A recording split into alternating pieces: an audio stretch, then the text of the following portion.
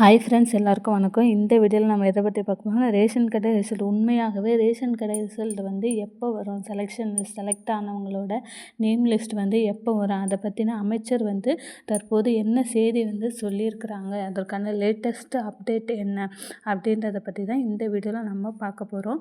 இந்த சேனலில் first time பார்க்குறீங்க அப்படின்னா கண்டிப்பாக சேனலை சப்ஸ்கிரைப் பண்ணிட்டு பாருங்கள். நம்ம கவர்மெண்ட் சம்மந்தமான அனைத்து தகவல், வேலைவாய்ப்பாக இருக்கட்டும், அப்டேட்ஸாக இருக்கட்டும், எதுவாக இருந்தாலும் நம்ம சேனலில் உடனுக்குடன் நம்ம அப்டேட்ஸ் கொடுத்துட்டே வரோம். நம்ம ஆல்ரெடி சப்ஸ்கிரைபராக இருந்திருந்தீங்கன்னா தெரிஞ்சிருக்கும். சப்ஸ்கிரைபராக நீங்கள் இல்லை, ஃபஸ்ட் டைம் பார்க்குறீங்க அப்படின்னா கண்டிப்பாக நம்ம சேனலை சப்ஸ்கிரைப் பண்ணிட்டு பாருங்கள். டெய்லி கவர்மெண்ட் ஜாபுக்கான அப்டேட்ஸ் நாங்கள் ரெகுலராக கொடுத்துட்டே இருக்கட்டும். ரேஷன் கடை ஜாபுக்காக இருக்கட்டும், மெட்ராஸ் ஹைகோர்ட் சம்மந்தமான அனைத்து தகவல்களும் நம்ம சேனலில் கொடுத்துட்டே வரோம். ஸோ நம்ம சேனலை ஃபஸ்ட் டைம் பார்க்குறவங்க கண்டிப்பாக சேனலை ஃபாலோ பண்ணி வச்சுக்கோங்க. உங்களுக்கு எதனா டவுட் இருந்தால் கண்டிப்பாக கமெண்ட் பாக்ஸில் கமெண்ட் பண்ணுங்கள், நான் ரிப்ளை கொடுக்குறேன்.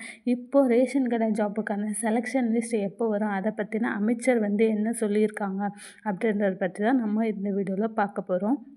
அதாவது பார்த்திங்கன்னா, சேல்ஸ்மேன், பேக்கர் இந்த 2 ஜாப்புமே இன்று நடந்து முடிஞ்சிருச்சு. நிறைய மாவட்டம் கிட்டத்தட்ட 35 மாவட்டத்துக்கிட்ட நடந்து முடிஞ்சிச்சு. ஆனால் சென்னை, செங்கல்பட்டு இந்த மாதிரி மாவட்டங்களில் பார்த்திங்கன்னா இன்னும் ஹால் டிக்கெட்டே வெளியிடாமல் இருக்காங்க. அதாவது சேல்ஸ்மேனுக்கும் பேக்கருக்கும் பார்த்திங்கன்னா நமக்கு இன்னும் ஹால் டிக்கெட்டே வெளியிடாமல் இருக்கிறாங்க. அதனால் பார்த்திங்கன்னா மற்ற மாவட்டங்களுக்கு டிலே ஆகுது. ஆல்ரெடி பார்த்திங்கன்னா 2 மாதத்துக்கு மேலேயே ஆயிடுச்சு. எல்லாருமே இன்டர்வியூ அட்டன் பண்ணி இன்னும் செலக்ஷன் லிஸ்ட்டுக்காக நிறைய பேர் வெயிட் பண்ணிக்கிட்டே இருக்காங்க. பொங்கலுக்குள்ளே வந்துடும், அதாவது ஆக்சுவலாக டிசம்பர்லேயே வந்துடும் அப்படின்னு தான் அமைச்சர் சொன்னாங்க.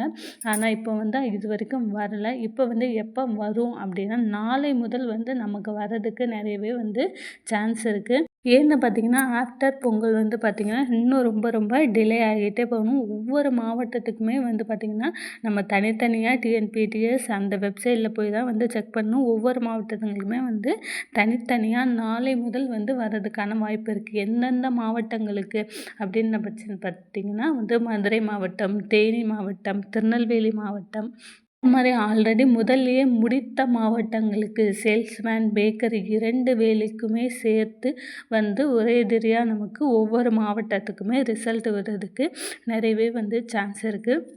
இந்த ரேஷன் கடை ரிசல்ட்டை குறித்து அமைச்சர் பெரிய கருப்பன் அவர்கள் என்ன சொன்னாங்க அப்படின்னா பார்த்திங்கன்னா, கூடிய சீக்கிரமே இந்த ஜனவரி எண்டுக்குள்ளேயே எல்லா மாவட்டங்களுக்குமே நமக்கு ரிசல்ட் வந்துடும். ஆனால் இதில் பார்த்திங்கன்னா அடுத்த வாரத்துலேருந்து பார்த்திங்கன்னா ஒரு வாரம் கவர்மெண்ட் ஹாலிடே ரிசல்ட் அந்த செவ்வாய்க்கிழமைகள்லேருந்து நமக்கு சனி, ஞாயிறு வரை ரிசல்ட் வராது.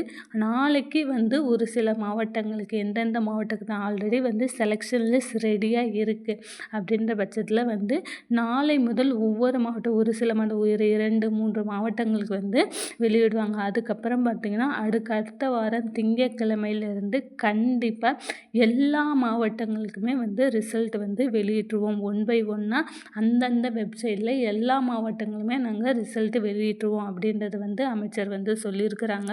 இதில் பார்த்திங்கன்னா நமக்கு சென்னை போன்ற மாவட்டங்களில் இன்னும் சேல்ஸ்மேன் ஜாப்புக்கான இன்டர்வியூ நடந்து முடியும். அவங்களுக்கு பார்த்திங்கன்னா நமக்கு ஹால் டிக்கெட்டே இன்னும் அவங்களுக்கு வெளியிடாமல் இருக்கிறாங்க.